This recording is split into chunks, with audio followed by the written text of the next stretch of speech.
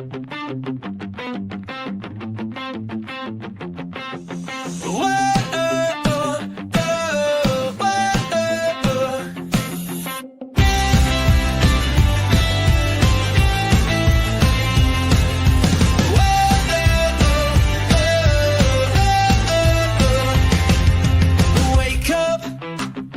platform, it's time to start the day. Discover all the value you already own. Don't let solutions slip away.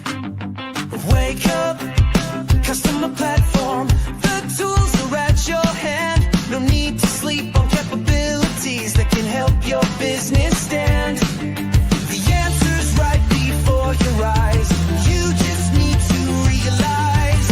Wake up, customer platform. And watch your business rise. Wake up, wake up. The platform's waiting for you. Wake up, wake up. See what your system can do. Good morning, HubSpot Nation. It is time to wake up, customer platform, with your unofficial HubSpot updates morning show, where we help you discover the platform value you already own. I'm Chris Carolan, joined by my co-hosts Casey Hawkins and George B. Thomas.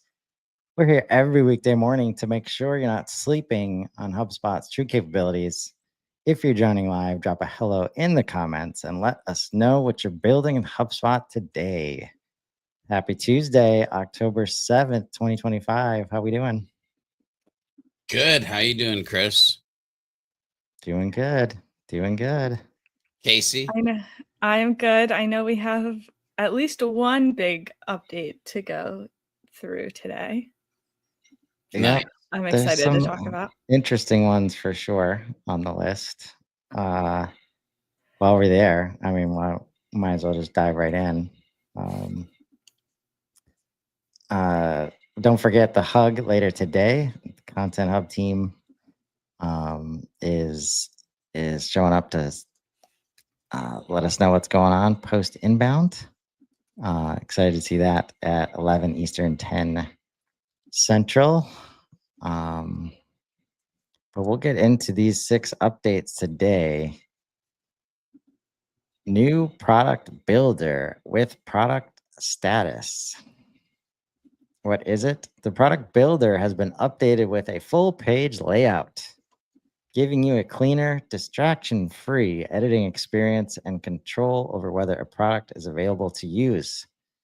The updated builder includes flat rate pricing support, one-time or recurring, image upload, SKU, tax category, and product type selection, a new active-inactive toggle from the product builder or preview panel, an updated products index page with optional status column, which you can use the column editor to add the new status column to your view. Why does it matter? Instead of deleting or duplicating products, you can now easily deactivate outdated products and keep your offerings up to date. This reduces the risk of using old products while making it simple to reactivate items when needed. Is that why? When I read the title, New Product Builder, it seemed to me bigger than like reactivating and deactivating products. Which I think it is. It had me confused at first until I understood what they were talking about. Then I was like, oh, yeah. Products in HubSpot. Okay. So maybe you're right. It seemed a little bit more like this experience is brand new for sure. Yeah. Like, But like the why it doesn't matter is like instead of deleting or duplicating products, you can now easily deactivate outdated products. I feel like why does it matter? Well, is my gut response was I need to go back and look at my products and see what I need to clean up and actually what I need to do for 2026. I hate to be that guy, but it is Q4. Like, what do I need to do in my HubSpot portal around my products so that I'm ready for next year to hit the road running? Anyway. Yeah. Do you use products, George, in your portal? Oh, yeah. I guess you do. Yeah. Obviously, you're saying that. Products for me equal line items, equal quotes, equal deals, equal revenue, equal. Yeah. Yeah. And so I think ultimately the experience is just kind of like a reconfiguration of what we've been doing. Mhm. They had all of this packed into the sidebar, but this is new functionality in terms of active and inactive. Yeah. That is a big deal for lots of folks. And this signals a little bit. So one of the challenges that we have in systems like QuickBooks is, since there is no, like, line items are still connected to products. So if you discontinue a product, but you have any invoices that had that product on it, you cannot delete it, like, from the system. So you need this active inactive, and HubSpot's never had that. So maybe that's also a signal that there's some growing importance of products as we give them a new builder and status updates. So Yeah. So, and you can say, George, I don't want to answer that question. But Casey, your question makes me want to ask you the question. Do you use products? Not really. But I will say I'm still fairly new to Commerce Hub. How do you get paid? Oh, Well, you don't necessarily use Commerce Hub for like your business. Like, you get paid through QuickBooks or whatever else system you use. I only started using Commerce Hub maybe 6 months ago now, and Okay. I only use it for my I use subscriptions sort of for my retainer Gotcha. clients. But honestly, like it's like 75 25% of my clients I use Commerce Hub for, 75% I don't. So interesting, right? Because you asked me the question, I asked you the question, because I live in this default world of like, of course I use everything Commerce Hub, but that's not everybody.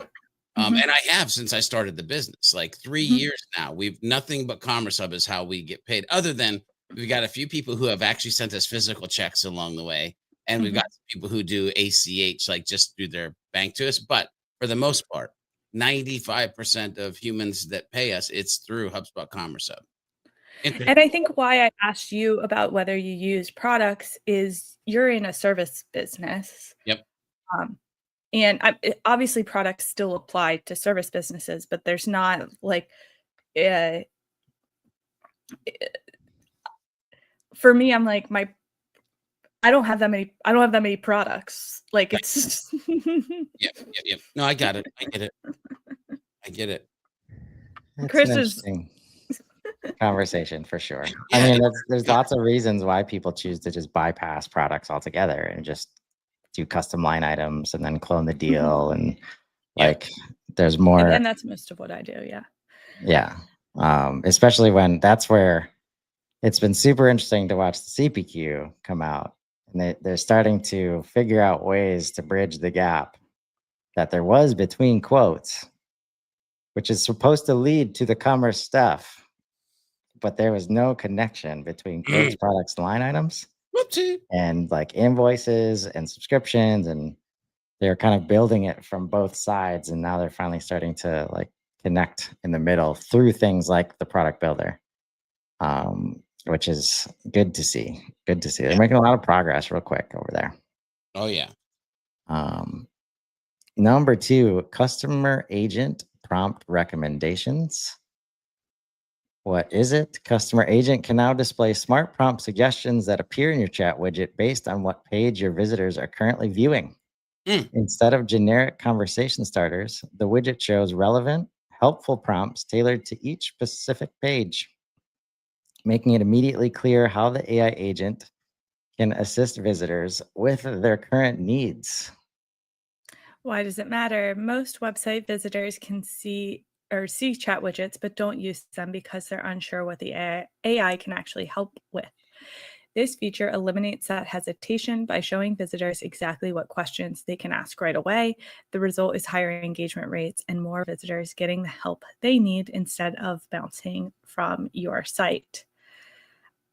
I think this is funny because we went like chatbot with selected features to AI chat that you can type anything in, and now back to, and I know you can still type anything in, but, and really, I guess I wonder how much of this is like what us as humans are used to. Like, we're used to chatbots where you select the thing.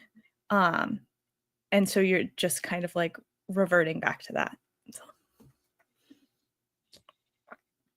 those were some words. I love my friends in SaaS product that think they can solve every problem with a new feature or function. This feature eliminates that hesitation. Is that right? Yeah, to your point, Casey, like humans are still learning how to use these things, and I'm sure there's lots of other reasons to be hesitant other than I'm not sure what to use it for. But one last thing that hopefully is in the hesitation list. Default experience for chat widgets set up with customer agent. So very cool. And I'm sure you'll be able to see which prompts and which suggested prompts people are clicking on and start to, understand how people are engaging, with your content, with your website, with your business. So very cool to see. Number 3, automation overview redesign. What is it?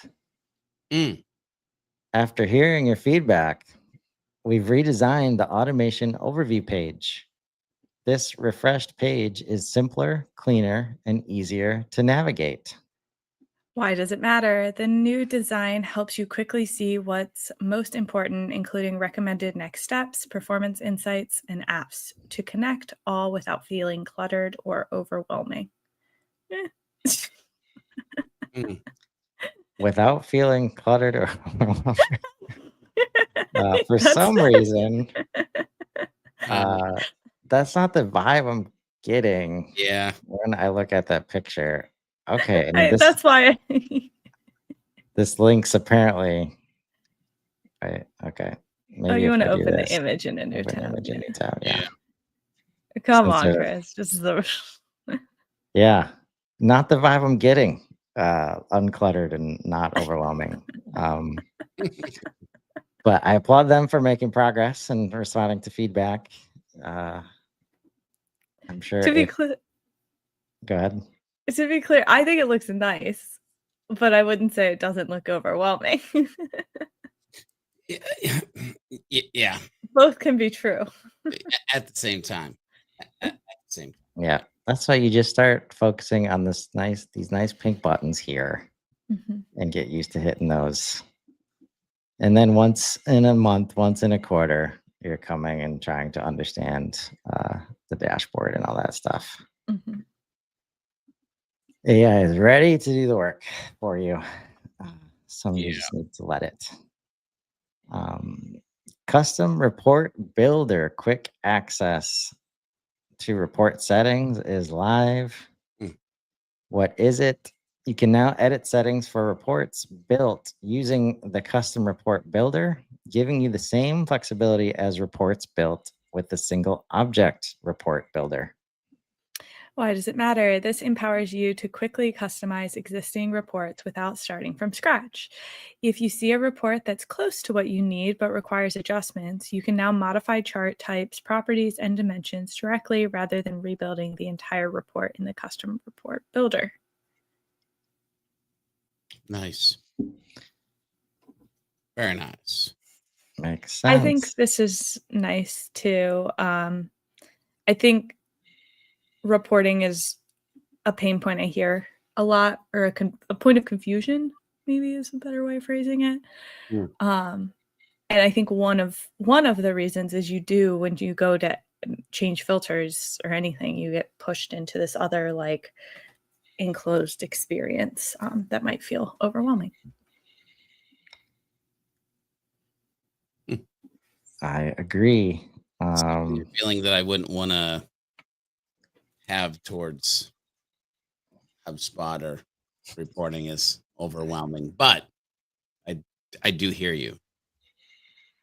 Number 5 today, conversation powered deal risks and buyer goals.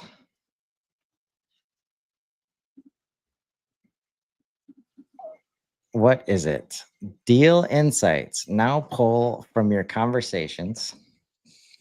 HubSpot's deal risks and buyer goals now include call transcripts as a data source on top of emails and notes. This means AI generated risks and buyer goals can reflect the full scope of buyer seller conversations, including what's said live during phone and video calls. Every conversation holds valuable signals about deal health. Until now, deal risks and buyer goals didn't include phone or video call content, despite that data being among the richest sources of buyer signals. With transcript analysis now live, identify risks earlier and with greater confidence, coach more effectively and forecast more accurately, and see fewer false alarms and more actionable signals. Why does it matter? Every conversation holds valuable signals about deal health, but until now, deal risks and buyer goals didn't include phone or video call content. Despite that data being among the richest sources of context.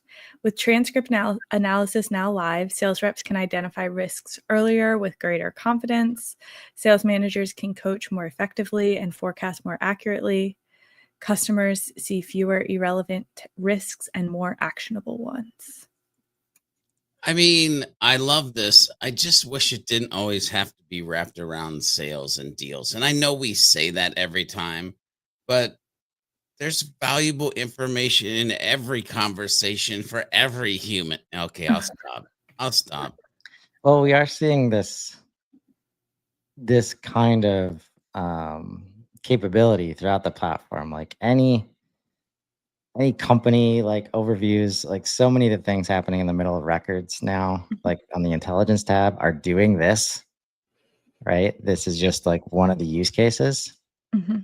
And I'm going to share my struggles with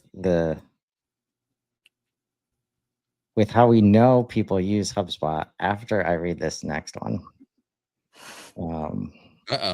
Because that is a powerful, like what I just read, like super, super powerful. That should be valuable for every team using HubSpot for deal management. They should be like excited about it. Yeah. Last one on the list today. Leads are now a standard CRM object. What is it? Leads now function as a standard CRM object with the same index page capabilities as contacts and companies, including standard tables, saved views, and board views. Why does it matter? When we initially launched Leads, it was only available through the sales workspace and wasn't a full standard object. We later added Leads to the Smart CRM navigation to give admins the ability to manage leads without accessing personalized workspaces, but it still lacked the full functionality you'd expect from a standard CRM object. This created an inconsistent experience. Leads behave differently than other objects like contacts or companies and lacked features such as saved views and board views.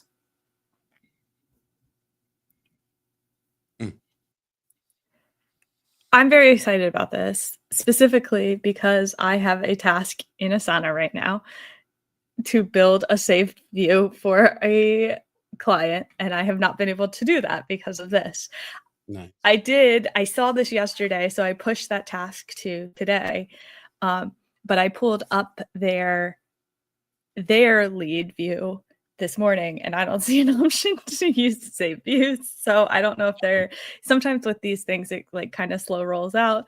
So it takes for that specific task, I might have to wait a day or two. But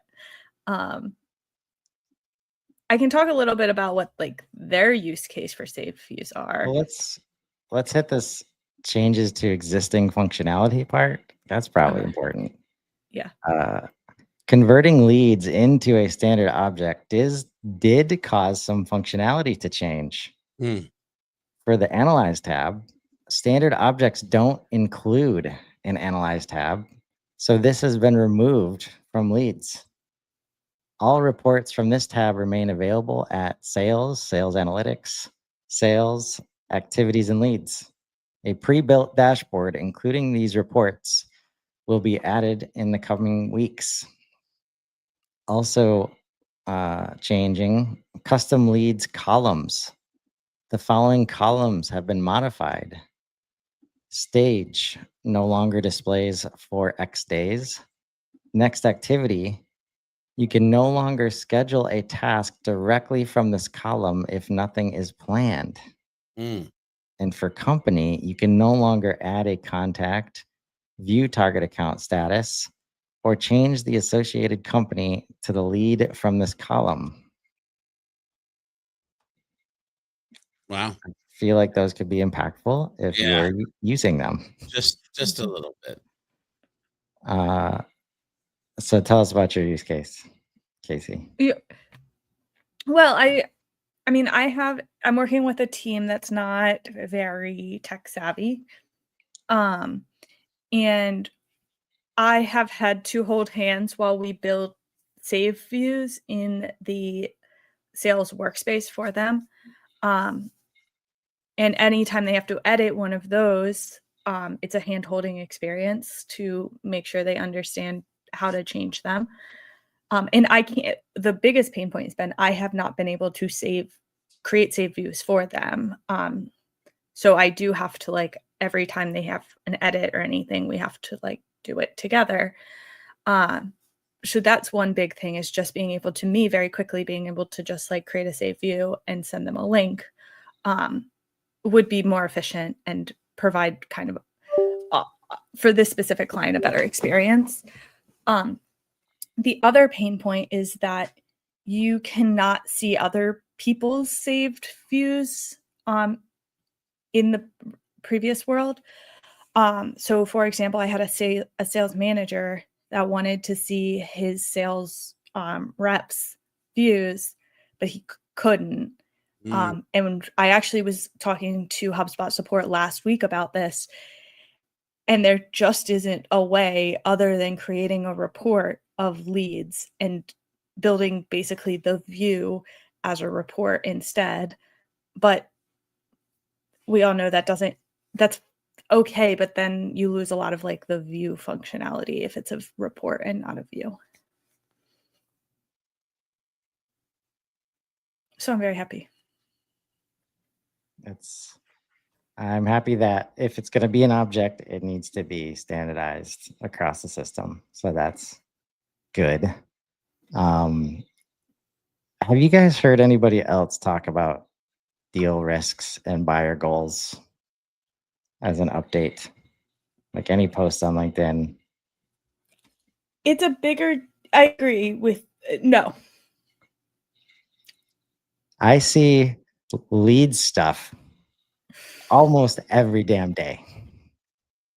And that's part of the problem here. Like, because what this tells me is that either they're not doing it in HubSpot, but I think from my experience, most customers aren't digging in this much. They like deal risks and buyer goals aren't even a part of the process. I think that's it. That leads, people are using leads. People aren't using deal risks and buyer goals, but is some of that because we haven't had the conversation powered versions of these. So they just haven't been that helpful. Right. But this still requires you to have your transcripts in HubSpot, which I find doesn't happen most of the time. So Still, any thoughts, George? I don't know. To be honest, George is ready for his cruise. He's like, whatever. Is the actual question. What? No, it's fair. Like these are the kinds of things like, so leads have always been in CRM land, like practices, like you go look at the list of leads, you upload leads, but these deal risks and buyer goals is the kind of thing that would be handled on the weekly meeting or like in discussions with the sales manager, your other sales, peeps.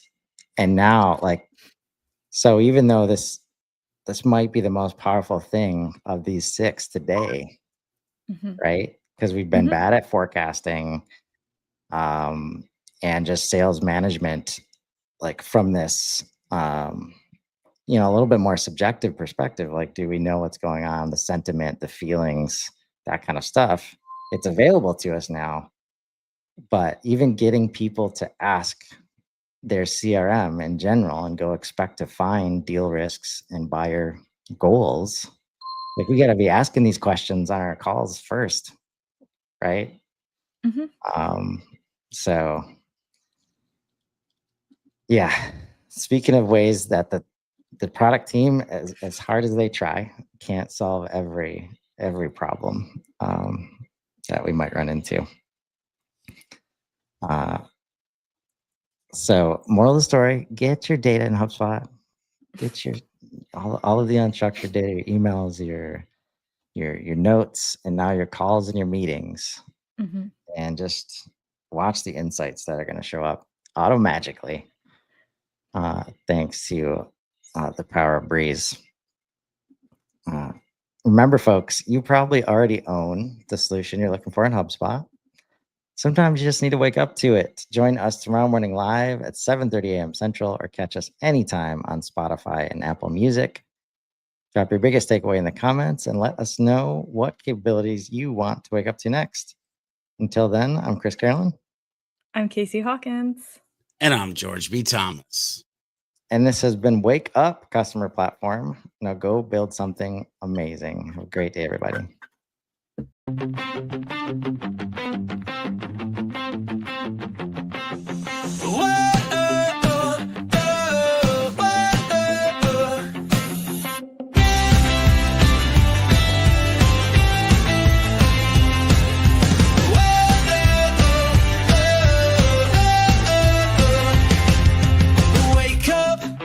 Customer platform, it's time to start the day. Discover all the value you already own. Don't let solutions slip away. Wake up, customer platform. The tools are at your hand. No need to sleep on capabilities that can help your business stand. The answer's right before your eyes. You just need to realize. Wake up, customer platform, and watch your business